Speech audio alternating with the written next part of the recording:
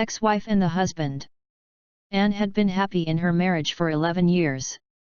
Her husband and she had been bringing up their 2 kids, getting settled in the new apartment, paying out a loan for a car. Anne loved her husband dearly and considered herself to be the happiest person on earth. She had had that feeling until that awful day when she got a phone call, "By the way, your husband at the moment is at this address, in a company of a pretty girl Jane." First, Anne thought it was someone's bad joke, and calmly returned to her housework.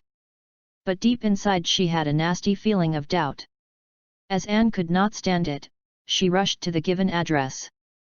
And she indeed found her husband there. Having realized that he was caught on a spot, Nick got pale and hurriedly started to be ready to go home.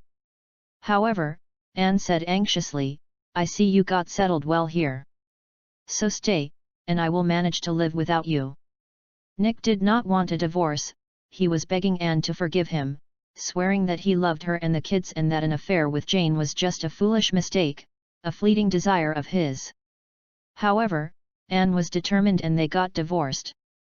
Nick was decent enough and left the apartment to his wife. In fact, he left her everything, except for the car.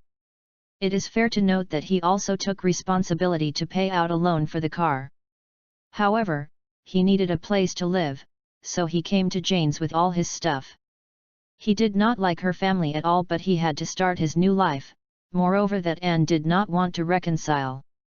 After a short time a baby was born in the new family. Although it was not what he wanted, Nick had to marry Jane and recognize himself as a father of a newborn child. But he also did not forget about his first wife and kids.